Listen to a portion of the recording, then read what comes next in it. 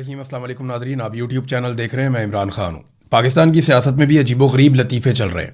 मियाँ नवाज शरीफ को जिन लोगों ने निकाला, मियाँ साहब उन्हीं की गोद में बैठकर पूछ रहे हैं कि मुझे क्यों निकाला। और 9 साल से मियाँ साहब को आज तक पता ही नहीं चला कि उन्हें क्यों निकाला। देखें, मियाँ नवाज शरीफ साहब जिस तरीके से अपने पूरे टब्बर को लेकर मिलिट्री एस्टेब्लिशमेंट की गोद के अंदर जाकर बैठे हैं और जिस तरीके से उन्होंने यास्मीन राशिद की सीट छीनी, उनकी बेटी ने महर शराफत की सीट छीनी, उनका भाई, उनके रिश्तेदार सारे जाली नशिस्तों के ऊपर आए और 17 सीटों से उन्हें सादा अक्सरियत तक पहुंचाया गया।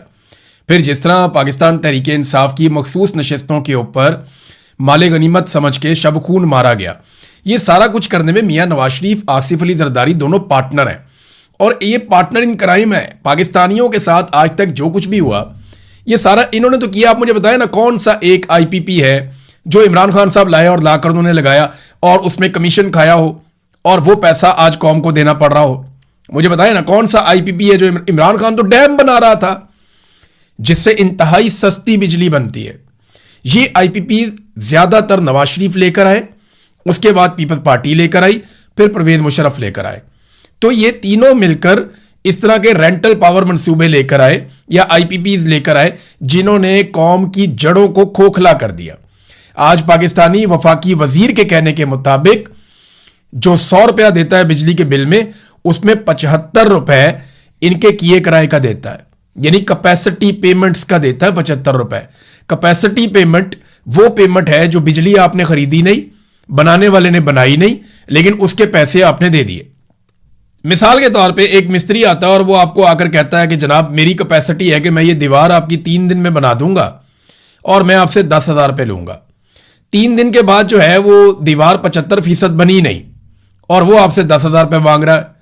तो आप उससे कहते हैं भाई तुमने तो बनाई नहीं तो 10,000 क्यों मांग रहे हो? तो वो कहता है जी मेरी कैपेसिटी तो थी कि मैं 3 दिन में बनाऊंगा, अब मैंने नहीं बनाई लेकिन आपने पैसे मेरी कैपेसिटी के मुताबिक देने हैं। तो इसी तरह ये कैपेसिटी पेमेंट है जो आप अदा कर रहे हैं। नवाज शरीफ साहब काफ़ी बुखलाए हुए दिखाई दे रहे हैं और ऐसा लगता है कि जैसे कोई डरा हुआ आदमी नहीं होता। मियाँ साहब घबराए हुए हैं, डरे हुए हैं, बुखलाए हुए हैं। उनके अपने बहुत करीबी साथी इस किस्म के कमेंट्स कर रहे हैं। जो प्राइवेट ग्रुप चैट्स हैं उनके ऊपर लोग कह रहे हैं कि मियाँ साहब की बॉडी लैंग्वेज में वो बात नहीं है। एक कन्फ्यूजन का शिकार मियाँ साहब दिखाई देते हैं।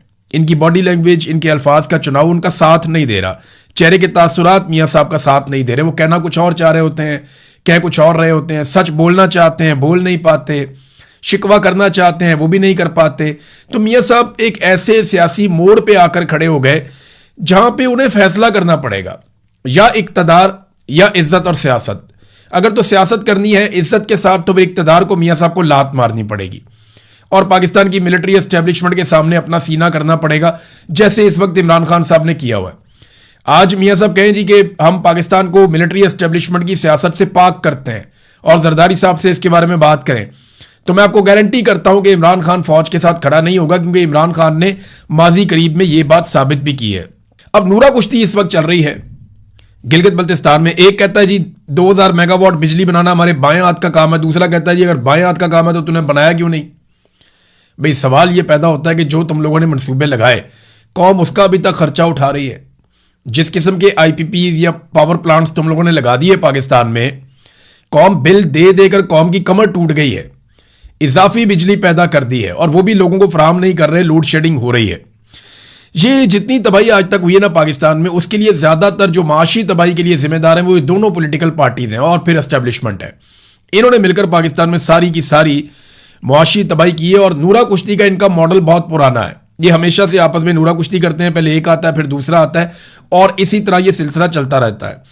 सियासी मैदान के जो असल खिलाड़ी है इमरान खान, उसको डाला हुआ इन्होंने काल कोठरी में और उसके हमायतियों पर पाबंदियां लगा के ये रेलू कट्टे जो हैं वो इस वक्त आपस में लड़ रहे हैं। ये सारे रेलू कट्टे हैं। इस वक्त इमरान खान का मुकाबला अवामी मैदान के अंदर ये नहीं कर सकते। अंपायर भी इन्होंने साथ मिलाया हुआ है।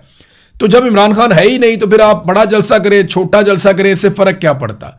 या तो आप पाकिस्तान तहरीक इंसाफ को खुला मैदान देते, उन्हें मौका देते इलेक्शन लड़ने का, वो आते अपने इंतखाबी निशान के साथ, उनके लोग वहां पे कंपेन करते, वो आपके ऊपर तनकीद करते और आपको काउंटर करते, तो फिर तो होता मैदान के अंदर मुकाबला। आपने उन्हें कोई मौका ही नहीं दिया। इसके बावजूद मंजी ठुकी पड़ी है। इसके बावजूद एस्टेब्लिशमेंट और हुकूमत परेशान है कि हमने गिलगित बल्तिस्तान में हुकूमत बनानी कैसे है। कश्मीर से भी नादरीन खबरें कोई अच्छी नहीं आ रही, लेकिन एक चीज़ कश्मीर से मुझे पता चली है कि कश्मीर में जो एस्टेब्लिशमेंट के नुमाइंदे काम कर रहे हैं, उन्होंने जो मुज़ाकराती कमेटी की हुकूमती साइड है उनसे ये कहा कि आप 12 के बजाय 6 सीटें कर लें। यानी अगर आप हमें 6 सीटें कश्मीर के बाहर से दे दें तो बाकी हम कश्मीर के अंदर से मैनेज करके अपनी हुकूमत बनाने में कामयाब हो जाएंगे, वरना पाकिस्तान तहरीक इंसाफ का रास्ता रोकना मुमकिन नहीं है। यानी वो कह रहे हैं कि इतनी धांधली हम कर लेंगे, फार्म 47 इतने जारी कर लेंगे, दूर दराज के इलाके हैं, कुछ ऐसे हल्के हैं जहां पे हम इलेक्शन को मैनिपुलेट कर सकते हैं, लिहाजा हमें अब मौका दें, 6 सीटें कम से कम हमें चाहिए होंगी बाहर से। अब हुकूमत इस बात पर राजी होना शुरू हो गई है कि जनाब हम सीटों की तादाद कम कर देते हैं।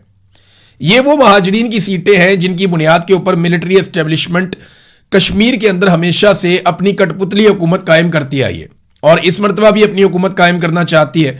तो ये 12 सीटें उनके लिए बहुत ज़रूरी है, क्योंकि कश्मीर में इतने बड़े पैमाने पर धांधली करना आसान या मुमकिन नहीं होगा। हाँ, अब ये कहा जा रहा है कि जनाब सीटें कम कर ले, हमें अगर 6 भी मिल जाए ना तो ओवरऑल भी 6 कम हो जाएंगी। यानी अगर आप इसको फर्ज करें 50 हैं तो आप 6 कम करेंगे तो ओवरऑल भी तो नंबर कम हो जाएगा ना। तो अगर आप 6 भी हमें दे दें तो बाकी हम मैनेज कर लेंगे कश्मीर में से। तो हुकूमत इस बात के ऊपर कुछ हद तक राजी हुई है, ये खबरें चली हैं सोर्सेज से। लेकिन देखें कर क्या रही है पाकिस्तान की एस्टेब्लिशमेंट। पाकिस्तान की एस्टेब्लिशमेंट इस वक्त गिलगित बल्तिस्तान और कश्मीर को फतह कर रही है, और जहां पे इन्हें फतह करना था वहां क्या हो रहा है ये देखें। भारत पाकिस्तान का पानी फतह कर रहा है। भारत में एक तजवीज़ आई थी, अब उसके ऊपर काम हो रहा है और प्रैक्टिकली काम हो रहा है। ये मनसूबा 2029 में मुकम्मल हो जाएगा। अभी इसका पोल खोल दिया है हिमाचल प्रदेश के गवर्नर ने भी। वो कर ये रहे हैं कि दरियाए चनाब जो पाकिस्तान का पानी है, देखें जो सिंध तास मुआहदा था उसके मुताबिक 3 दरिया हमारे थे, 3 दरिया इंडिया के थे। हमारे दरिया कौन से थे? हमारे दरिया थे चनाब, सिंध और जेलम, जबकि इंडिया के थे सतलुज, ब्यास और रावी। अब हुआ ये कि इंडिया आहिस्ता आहिस्ता पाकिस्तान के पानियों पे कब्जा करता गया। उसने डैम्स बनाए, परवेज मुशर्रफ नहीं रोक सका, उसके बाद कोई और हुकूमत नहीं रोक सकी। तो इंडिया हमारे पानियों पे डैम बनाता रहा, हमारे पानियों के ऊपर रुकावटें खड़ी करता रहा और वहाँ पे मंसूबे बनाता रहा और आहिस्ता आहिस्ता पाकिस्तान को बंजर करने की साजिश पे अमल करता रहा।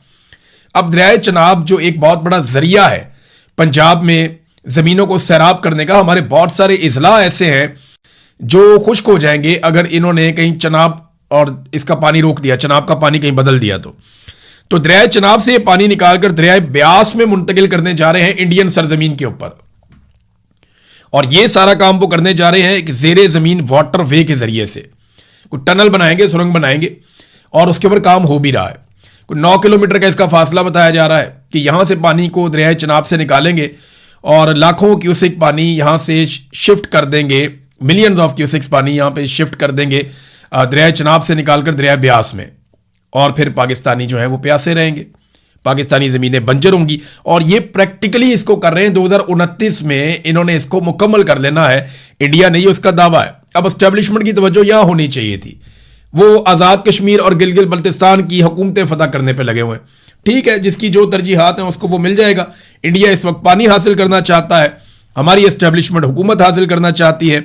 ये डिक्टेटर जब भी मुसल्लत होते हैं ना नाज़रीन, तो इनके साथ जो लोग टाउट्स बन जाते हैं या जो लोग इनके सहूलतकार बन जाते हैं या जो लोग इनको सपोर्ट फराहम करते हैं, पॉलिटिकल लोग, उन्हें हर चीज़ की माफ़ी होती है। मिसाल के तौर पे यहाँ पे जियो न्यूज़ जो इस वक्त हुकूमत का बहुत पसंदीदा न्यूज़ चैनल है, जियो ने खबर दी है और उन्होंने कहा जनाब कि हमने कोशिश की RTI के ज़रिए राइट टू इंफॉर्मेशन, ये पाकिस्तान के अंदर भी एक कानून है, इंडिया में भी है, पूरी दुनिया में है कि आप लिख कर जवाब मांग सकते हैं। वो कहते हैं जी हम कोशिश करते हैं मरीम नवाज़ के बारे में जवाबात मांगने की कि कौन से ट्रिप पे कितने बंदे गए और किस खाते में गए, हमें तफसीलात दी जाए।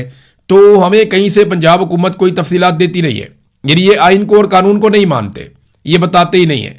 मरीम नवाज़ को 100 खून माफ़ हैं, बिलावल को और आसिफा को 100 खून माफ़ है, नवाज शरीफ यास्मीन राशिद की सीट पर चौड़े होकर बैठे हुए हैं, शहबाज शरीफ और उसके बच्चों को सब माफ़ है, फजलुर रहमान और उनकी फैमिली को सब माफ़ है, जमात इस्लामी की सत्ते खैरा है और MQM हमेशा हर डिक्टेटर के साथ मिल जाती है। जब भी कभी डिक्टेटरशिप का दौर आता है तो MQM हमेशा तरक्की करती है, आगे बढ़ती है। जब भी कभी जमहूरी अदवार आते हैं तो MQM स्क्वीज होती है, हमेशा सुकड़ जाती है। जब भी कभी जमहूरी अदवार आते हैं, जमहूरी अदवार में MQM के लिए जगह बहुत कम होती है हमेशा। इमरान खान साहब की बहनों को एक मरतबा फिर इमरान खान साहब से नहीं मिलने दिया गया, वो गए दोबारा से वहाँ पर वज़ीर आला खैबर पख्तूनख्वा भी गए। लेकिन मुलाकात नहीं हुई। अब तो ये एक तरह की हाजिरी बनती जा रही है। देखें, बहनें तो जाती हैं, उनका जाना बनता है। जिस दिन वो नहीं जाएंगी उस दिन कह दिया जाएगा जनाब कि हम तो आज मिलवाना चाह रहे थे, उसकी बहनें ही मिलने नहीं आई।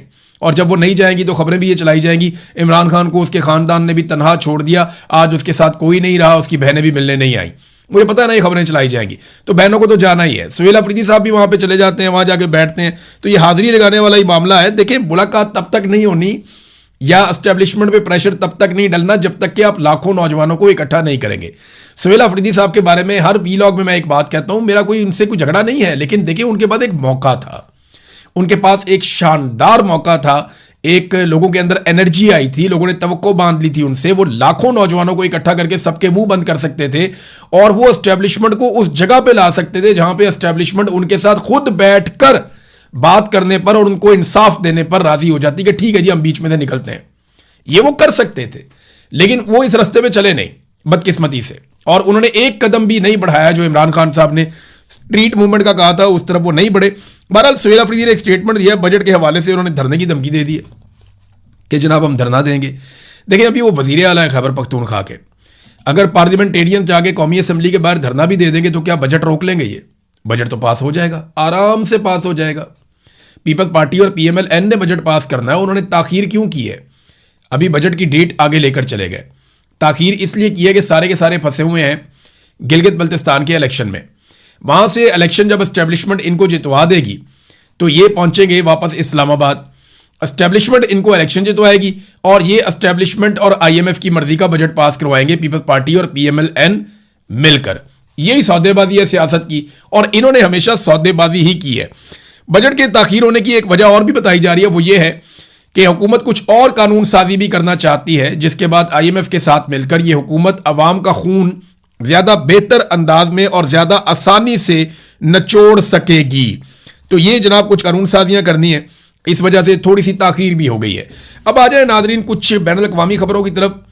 तो यहां पे एक खबर फिर से हलचल मच गई है, क्योंकि ईरान ने मिसाइल और ड्रोन दाग दिए हैं 3 मुल्कों पर।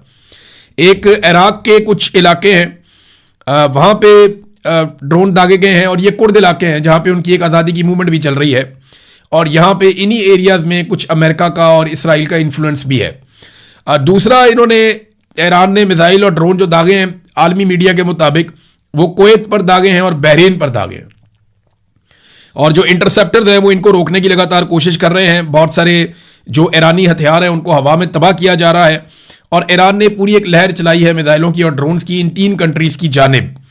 ये हुआ क्यों? जनूबी ईरान का जजीरा कशम है, वहां पर धमाकों के बाद ये उसके रद्द अमल के तौर पे हुआ है। समुद्र में भी कुछ झड़पें हुई हैं, कुछ जहाज भी जो है उनको नुकसान पहुंचा, और उसके बाद फौरी तौर पे ईरान का रद्द अमल सामने आया। लेकिन ईरान ने अब तक का एक सबसे खौफनाक स्टेटमेंट दे दिया है। ये स्टेटमेंट उस नौइयत का है जिस नौइयत का स्टेटमेंट हम डोनाल्ड ट्रंप के मुंह से सुनते थे। ईरान की IRGC का बयान है ये, और रेवोल्यूशनरी गार्ड जो है उनका ये स्टेटमेंट है। वो ये कहते हैं मारो और भाग जाओ, हिट एंड रन। इसका दौर अब खत्म हो चुका है। किसी भी नई हमाकत का जवाब एक ऐसे जलजले जैसे इबरतनाक और फैसला कुन रद्द अमल से दिया जाएगा जो तयशुदा कवानीन और हुदूद से कहीं आगे निकल जाएगा। हम खित्ते में तमाम जारहियत पसंदों के हेडक्वार्टर्स और मफादात को राख के ढेर में तब्दील करने में जरा भी हिचकिचाहट महसूस नहीं करेंगे। यह बड़ी खौफनाक धमकी है। यानी जब से यह लड़ाई चल रही है तब से लेकर अब तक ईरान ने जितनी धमकियां दी हैं, यह धमकी उनमें सबसे खतरनाक है। जलजले जैसा रद्द अमल का मतलब यह है कि बहुत हैवी किस्म की बम्बारमेंट की वो बात कर रहे हैं, और जलजला तभी आता है जब कोई आप एटमी धमाका करते हैं। वैसे ये सवाल बार बार लोग पूछते हैं कि ईरान की एटमी सलाहियत कहां तक है। देखिए, इसके बारे में अब कोई नहीं जानता। जब तक ईरान के साथ मुज़ाकरात हो रहे थे, जंग से पहले का वक्त था, तब तक सबको पता था कि ईरान का एटमी मवाद कहां पे है। जिस वक्त अमेरिका ने और ईरान ने 2025 में जून में बमबारी की ईरान के ऊपर, उसके बाद से लेकर मामला खराब होने शुरू हुए। ईरान ने दोबारा मुज़ाकरात शुरू किए, लेकिन फिर से उनके ऊपर बमबारी कर दी गई। तब से लेकर अब तक किसी ने ना उस यूरेनियम को देखा, ना उसकी मिकदार, ना वो कहां पड़ी है, ना वो किस हालत में है, उसके साथ क्या किया जा रहा है। गुज़िश्ता लगभग 1 साल से दुनिया नहीं जानती, और ईरान 60% यूरेनियम को अफसूदा कर चुका था। अब ईरान को सिर्फ चंद हफ्ते चाहिए, या आप 1 महीना लगा लें, कि ईरान इसी यूरेनियम से एटम बम बना सकता है, उसके अंदर यह सलाहियत है। इसको मजीद अगर वो यूरेनियम को अफसूदा कर लेता है तो वो उस लेवल तक पहुंच जाएगा जिसके बाद वो इसको एटमी मवाद में कन्वर्ट करके अपने मिसाइलों के साथ लॉन्च कर सकता है। तो क्या ईरान ने ये कर लिया? ये एक सवाल है, दुनिया के पास इसका जवाब नहीं है, क्योंकि आपने देखा ही नहीं है कि वो कहां गई। जो आलमी निगरानी का इदारा है IAEA, वो लोग तो बाखबर ही नहीं है, उनको पता ही नहीं है कि ये कहां गई है ईरान की यूरेनियम और किस जगह पड़ी हुई है और उसके साथ अब क्या हो रहा है और वो किस हालत में है। ये अमेरिकन ने और अमेरिकी तजियाकारों ने, दिफाई तजियाकारों ने इस बात के बारे में बात भी की थी और उन्होंने कहा था कि हम अब नहीं जानते, हम एक अंधेरे में हैं इस यूरेनियम के हवाले से। तो ईरान का ये स्टेटमेंट जो है ये इतना सादा नहीं है।